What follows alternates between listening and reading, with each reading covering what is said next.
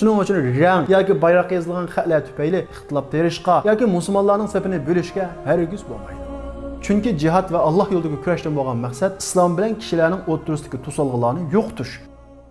Hicre'nin 6. yılı 10. ayının, yani Şevval ayının ahirki bir günü Peygamberimiz Muhammed aleyhisselam Mekke'ye girip Kabe'ni tavaf kılıp düşkürüdü. Peygamberimiz Muhammed aleyhisselam bu düşünü sahabalara aytdı. Sahabalar bu yılı Mekke'ye girip Kabe'ni tavaf kılıp dekmez dep nayet xursand buluşudu. Çünkü Peygamberimiz Muhammed aleyhisselamın düşü hakikat idi. Bulup mu ana vatani boğan Mekke'nin iştiyakıga boğulgan muhacir sahabalar Peygamberimiz Muhammed aleyhisselamın bu bişaretini nayet xursand buludu. Peygamberimiz Muhammed aleyhisselam Medine'nin içindeki ve sırtındaki sahabalarının hemmisiga umumizlik şekilde tayyorlik qilinglar, bu yil Mekke'ye kirib umre haj qilamiz deb e'lon qiladi. Ammo Medine'ning atrofidagi yangi musulmon bo'lgan bir qism sahobalar Mekke'ga kirishda Quraysh mushriklarining bir to'sqinligiga uchrab, kelishmaslikka uchrab qolishidan ansirab, Payg'ambarimiz Muhammad alayhisolamga uzr aytib ruxsat so'raydi. Shunda qilib Payg'ambarimiz Muhammad alayhisolam Medine'dagi o'zining o'rniga Abdullah ibn Maktum degan sahobani qoldirib, 1500 nafar sahoba bilan Mekke'ga umre haj qilish uchun yo'lga chiqadi. Payg'ambarimiz Muhammad alayhisolam bu safarda ayollar orasida chek tashlash orqali Salimani o'zi bilan birga olib oladi. Shunda qilib Payg'ambarimiz Muhammad alayhisolam va sahobalar Medine'ning chiqish eg'izidagi Zulhulayfa degan yerga kelgan vaqtida kiyimlarini almashtirib, yuyinib ihromga kiradi. Urush qilish uchun kelmaganligini bildirish uchun qurbonlik mollarining hammasiga belgi soladi va o'zining yanida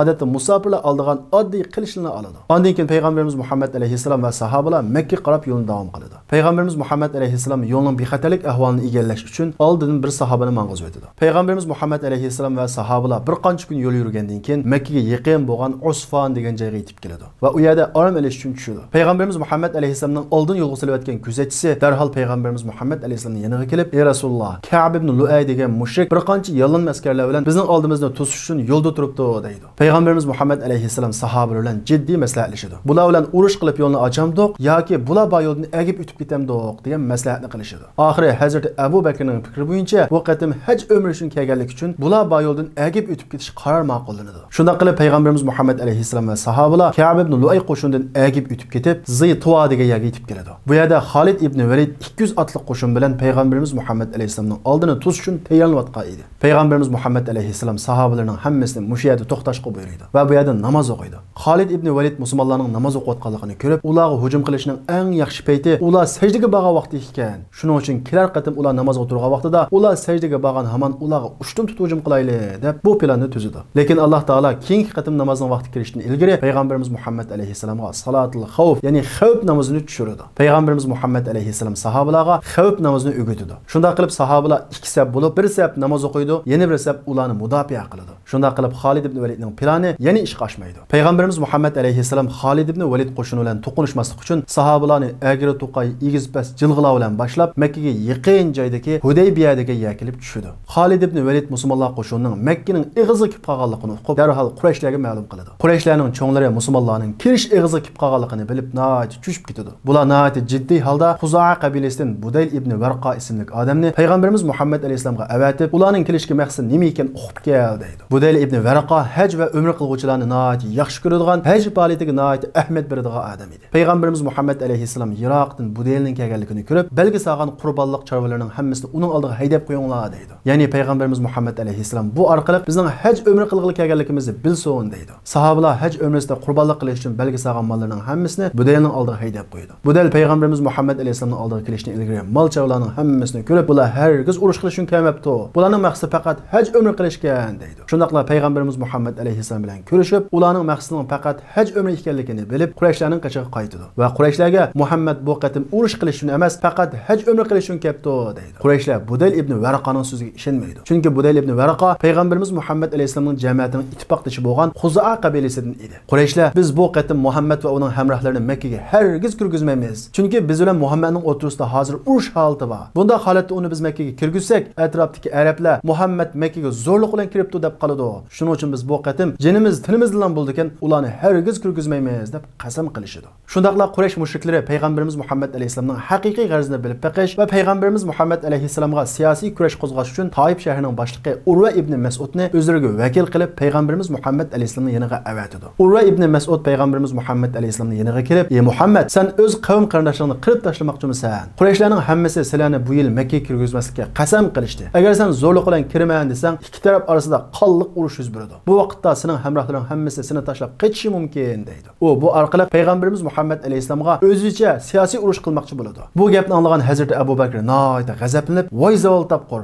agar shunday urush bo'lib qolsa, biz payg'ambarimiz Muhammad alayhissalomni tashlab qachamdikanmiz" deb uning yoqasidan oladi. Urva ibn Mas'ud Hazrat Abu Bakrning bu aptini ko'rib sal besqib qoladi va u payg'ambarimiz Muhammad alayhissalomning hamrohlarining payg'ambarimizga bo'lgan muomalasi va sadoqatini tafsiriy ko'zladi. Ondan keyin Urva ibn Mas'ud Qurayshlarning yeniga qaytib keladi va ularga: "Ey jamoat, men hozir qadar nurg'ulg'an katta arboblar, podshohlar, Kisra va Qaysarning huzurida bo'ldim. Ammo men Muhammadning hamrohlarining Muhammadga bo'lgan sodiqligi, vafodorligi va hurmatini hech qanday yerda ko'rmadim. Shuning uchun biz bu qatim Muhammad bilan qarshilashmay, ularni Makkaga kirgil qo'yaylik" deydi. Makkaning cho'nglari Urvaning gapini anglagandan keyin o'zaro maslahatlash orqali Muhammad bilan sulhilashaylik deydi. Bu gapni anglagan Qurayshlar ichidagi tantak urush xumorlari cho'nglarining bu qaroriga norozi bo'lib, maxfiy holda odam to'playdi va ikki tarafning sulhilashib qolishidan ansirab, urush peltisiga o't yoqish uchun musulmonlar tushgan yerga maxfiy hujum qilmoqchi bo'ladi. Shunda qilib ular 80 nafar odam to'plab payg'ambarimiz Muhammad alayhissalom va sahobalar tushgan yerga qarab yo'lga chiqadi. Va kechida maxfiy holda ularga hujum qilg'ili tayyor bo'lgan vaqtida payg'ambarimiz Muhammad alayhissalomning muhofizachi qismining qo'liga tushib qoladi. Muhammad ibn Maslama boshchiligidagi muhofizachi qism bularni tutib payg'ambarimiz Muhammad alayhissalomning oldiga olib keladi. Payg'ambarimiz Muhammad alayhissalom bulardan Quraysh mushriklarining cho'nglarining sulhiga moyil bo'layotganligini anglab, bu ishga ta'sir emaslik uchun bularni kechirim qilib qo'yib etadi. Payg'ambarimiz Muhammad alayhissalom Makka mushriklariga odam avatib, o'zining bu qatimqi kelish sababini aniq bildirib qo'yish uchun bir elchi avatmoqchi bo'ladi. Va Hazrat Umarning yeniga kelib: "Ey Umar, sen Qurayshlarga berib, bizning bu qatim kelishga maqsadimizni ularga aniq tushuntirgin" deydi. Hazrat Umar: "Ey Allohning elchisi, agar sen buyursang borma. Bilganingdek, mening Makkada hech qanday tuqqanlarim yo'q. Bu ishga Hazrat Osmon bakrak munosib. Chunki Hazrat Osmonning Makkada uni qo'daydigan tuqqanlari bor" deydi. Payg'ambarimiz Muhammad alayhissalom Hazrat Umarning bu fikrini to'g'ri ko'rib, Hazrat Osmonni ularga avatadi. Hazrat Osmon Quraysh mushriklarining cho'nglari bilan ko'rishib, o'zining bu qatim faqat haj umri uchun kelganligini aytadi. Shundaqla bu qatim oldini to'smay Makkaga kirishga ruxsat qilishini aytadi. Ular: "Sen saqlab tur, qaytmay turg'in, biz maslahalashib javobini beraylik, javobni ilib qaytqin" deb Hazrat Osmonni kechiktiradi. Bir qancha kun o'tadi. Hazrat Osmon qaytib kelmaydi. Payg'ambarimiz Muhammad alayhissalom va sahobalar ansirashga boshlaydi. Vaqt uzargan sari sahobalarning orasida mushriklar Hazrat Osmonni o'ldirib etibdi degan gap taqiladi. Bu gap payg'ambarimiz Muhammad alayhissalomga yetib keladi. Quraysh mushriklarining elchilikka avatilgan Hazrat Osmonni o'ldirib etishi qonliq urushdan darak beradi.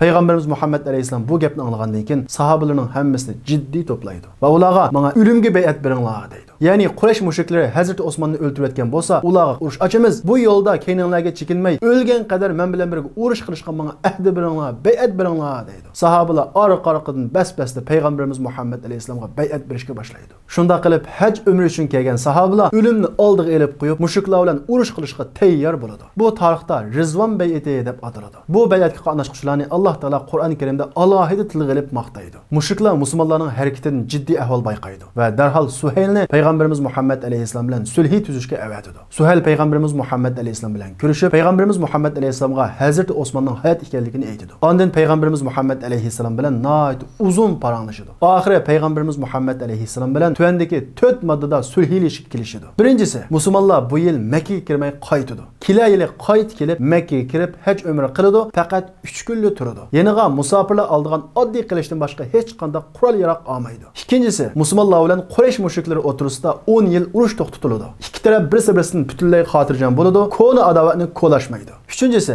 har qaysi arab qabilasi xolisi Qurayshlarning, xolisi musulmonlarning himoyasiga kirish huquqi bo'ladi. Ammo qaysi arab qabilasi qaysi tarafning himoyasiga kirgan bo'lsin, uningga qarshi taraf chiqirishiga bo'lmaydi. To'rtinchisi, Quraysh taraflaridan igi chaqilining ruxsatsiz har qanday bir qochib Madinaga berib olsa, uni musulmonlar Qurayshlarga qaytarib beradi. Ammo Muhammadning hamrohlaridan birisi Qurayshlarga qochib berib olsa, uni Qurayshlar qaytarib bermaydi. Payg'ambarimiz Muhammad alayhissalom Suhayldan yuqorqi 4 moddaga birlik kelib, Hazrat Alini chaqirtib, Hazrat Alini bu kelishimnomani yozishga buyurdi. Hazrat Ali Bismillahirrohmanirrohim deb kelishimnomani yozishga boshlaydi. Suhayl: "Biz Rahmonni tunimaymiz. Bismikallahumma, ey Alloh, sening isming bilan deb yoz, Rahman degan sifatni o'chirib deydi. Payg'ambarimiz Muhammad alayhisalom Hazreti Aliga uning degini bo'yicha yoz deydi. Hazreti Ali uning degini bo'yicha yozdi. Undan keyin Allohning elchisi Muhammad shundoq sulhiy qildi-ki, deb yozgan vaqtida Suhayl yana norozilik bildirib, biz Muhammadni Allohning elchisi deb e'tirof qilgan bo'lsak, suqashmaydik, urushmaydik. Biz Muhammadni Allohning elchisi deb e'tirof qilmaymiz. Shunga Abdullohning o'g'li Muhammad deb yoz deydi. Payg'ambarimiz Muhammad alayhisalom Hazreti Aliga uning degini bo'yicha yoz deydi.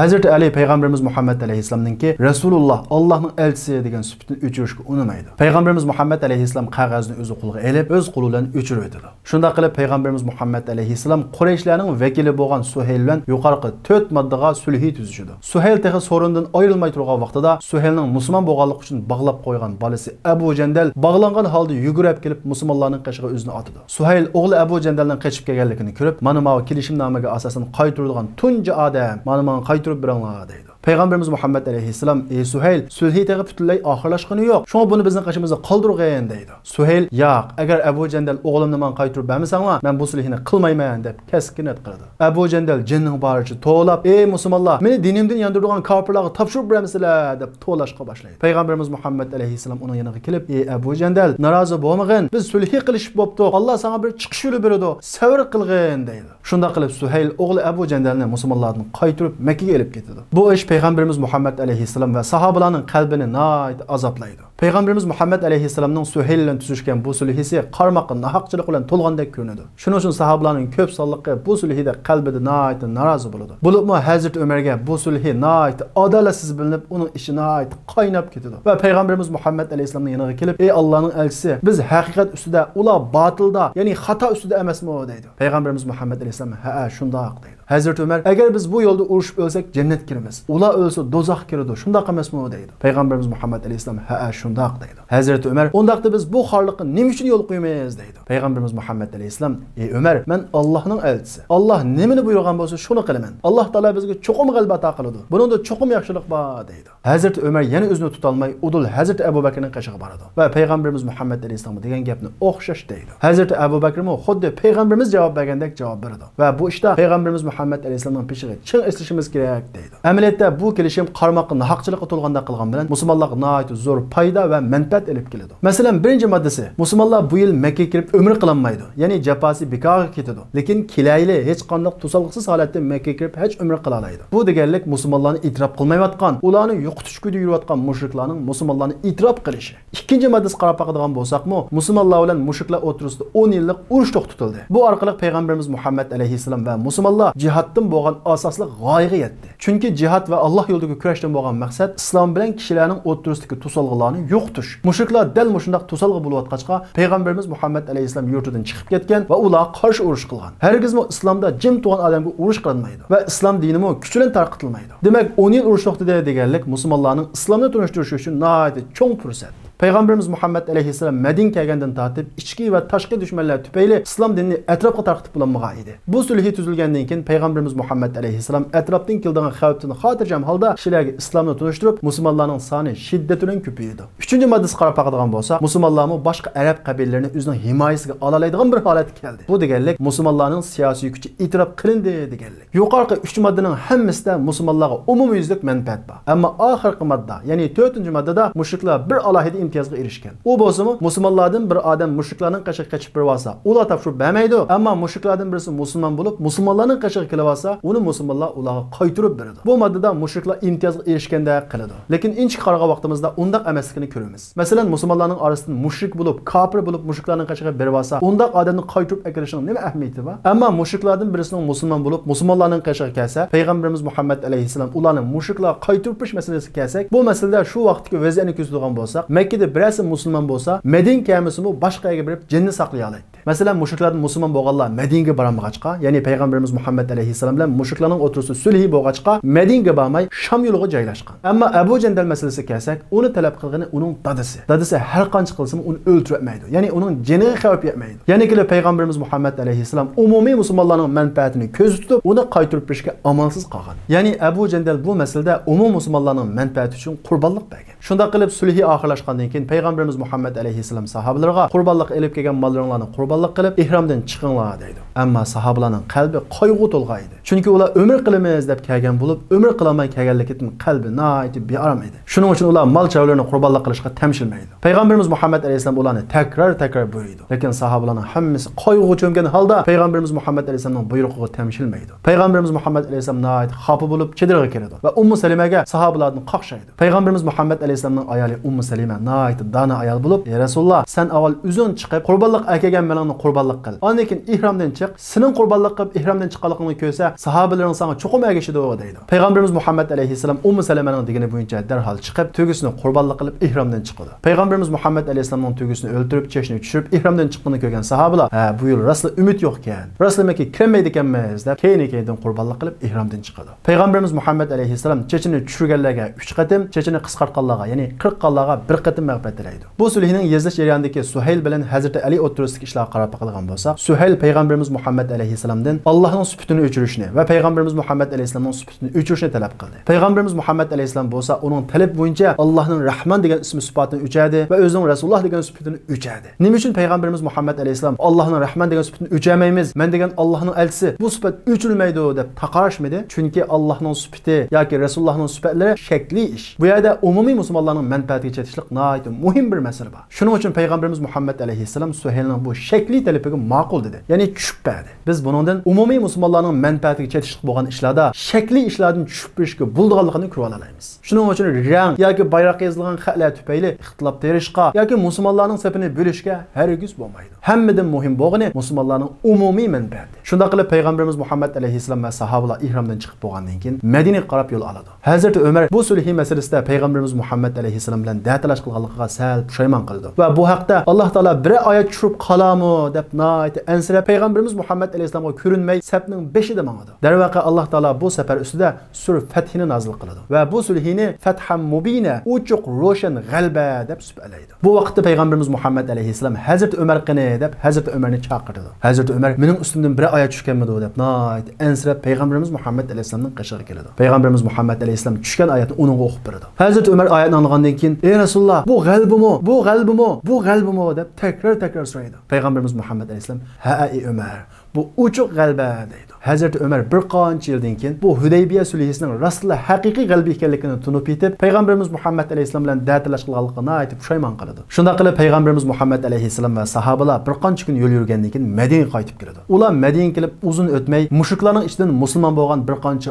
ayol payg'ambarimiz Muhammad alayhisalomning qishig'iga, ya'ni Madinaga yetib keladi. Ularning keyidan bir qancha mushrik u ayollarni qaytirib akilish uchun payg'ambarimiz Muhammad alayhisalomning qishig'iga keladi. Payg'ambarimiz Muhammad alayhisalom sulhiga shunchalik inchik diqqat qilganki, mushriklardan har qanday bir igicha qismi ruxsatsiz musulmonlarning qishig'iga kelsa, uni Muhammad bizga qaytirib beradi deb yozilgan edi. Ya'ni deb yozilgan edi. Shuning uchun payg'ambarimiz Muhammad alayhisalom sulhini ularga ko'rsatib, sulhida deb bor, ayol deb yo'q deb ularni qaytirmaydi. Keyindan Alloh taolo oyat tushirib, ayollarni qaytirishga bo'lmaydiganligini ta'kidlaydi. Yana bir qancha kun o'tgandan keyin Abu Basr ismli bir odam musulmon bo'lib, Makka dan Madinaga kelib oladi. Ikki mushrik uni qaytirib elib ketish uchun payg'ambarimiz Muhammad alayhisalomning yoniga keladi va payg'ambarimizdan u odamni talab qiladi. Payg'ambarimiz Muhammad alayhisalom kelishim nomiga asosan omonsiz holda Abu Basrni u ikki mushrikka qo'shib qo'ydi. Abu Basr nihoyat norozi bo'lgan holda: "Ey Allohning elchisi, Alloh meni kofirlardan qutuldirgan tursa, sen meni dinimdan yandirgan kofirlarga topshirib beramsa?" deb nihoyat izdarlanadi. Payg'ambarimiz Muhammad alayhisalom uningga: "Ey Abu Basr, sabr qil, Alloh sana chuqum chiqish yo'li beradi" dedi. Shunda qilib ikki mushrik Abu Basrni elib Makkaga yo'lga chiqadi. Abu Basr yo'lda bu ikki mushrikka tuyuqsiz hujum qilib, birisini o'ldirib o'tadi, yana birisi qochib ketadi. Ondan keyin u Madinaga qaytib kelib: "Ey Rasululloh, mushundaq qildim" deydi. Payg'ambarimiz Muhammad alayhisalom: "Endi sen Madinada turmay boshqa yerga borib jiningni saqla" deydi. Shunda qilib Abu Basr Madinadan yo'lga chiqib, Sham yo'lidagi bir o'tang mahallaga kelib, shu yerda o'rinlashadi. Bir qancha kun o'tgandan keyin Hudaybiya sulhisida Hudaybiyadan qaytirib elib ketgan Abu Jandalmo mushiga kelib o'rinlashadi. Kunlarning o'tishiga ergashib, Makkada musulmon bo'lganlar Makkada tura olmay, Madinaga boray desa Madinaga bora olmay, mushiga kelib o'rinlashga boshlaydi. Shunda qilib karvonlar Shamga boradigan bu o'tang yo'lida musulmonlar to'pi shakllanadi. Bularning soni ko'paygan sari bizni yurtimizni qo'lab chiqargan Makka mushriklarining karvonini g'animat olaylik deb shu yerdan o'tgan Makka mushriklarning karvonlariga hujum qilib, mollarining hammasi g'animat oladi. Makka mushriklari bu ishni xabar topib, darhol payg'ambarimiz Muhammad alayhisolamga xat yozib, "Ey Muhammad, u yerdagi odamlarni qaytirib ketsang, bo'ldi. Bizning bir odam musulmon bo'lib sening tarafingga kelsa, bizga qaytirib bermagan sulhiga o'zgartirish kirzayli" deydi. Payg'ambarimiz Muhammad alayhisolam ularning bu talabini qabul qilib, u yerga to'plashib qolgan musulmonlarni Madinaga qaytirib akirdi. Mana shuningdek Allohning o'rinlashtirishiga insonning aqli yetmaydi. Biz ziyonliq deb qaragan ba'zi ishlar bizga foydali bo'lishi mumkin. Nurg'unlagan sahobalar norozi bo'lgan bu Hudaybiya sulhisi musulmonlarga Makkadan keladigan xavfni yo'qotib, musulmonlar tarixida yangi bo'lish paydo qildi. Payg'ambarimiz Muhammad alayhisolam da'vatini shaxsdan davlat darajasiga ko'tardi. Ya'ni payg'ambarimiz Muhammad alayhisolam atrofidagi valilar, hokimlar, podshohlar, hatto imperiyalarga xat avatib, ularni islomga chaqirdi. Ular payg'ambarimiz Muhammad alayhisolamning bu davlat xarakterli islom da'vatiga nim deb javob qaytardi. Payg'ambarimiz Muhammad alayhisolam ular bilan qanday munosabat o'rnatdi? Buning tafsilotida qiziqsanglar, diqqatinglar kelarki darsimizda bo'lsin. Gül Ahmedim, Gül Ahmedim, canda canan Muhammedim, kurban bulsun canım tenim, yollarınga Gül Ahmedim, Gül Ahmedim, Gül Ahmedim, canda canan Muhammedim, kurban bulsun canım tenim.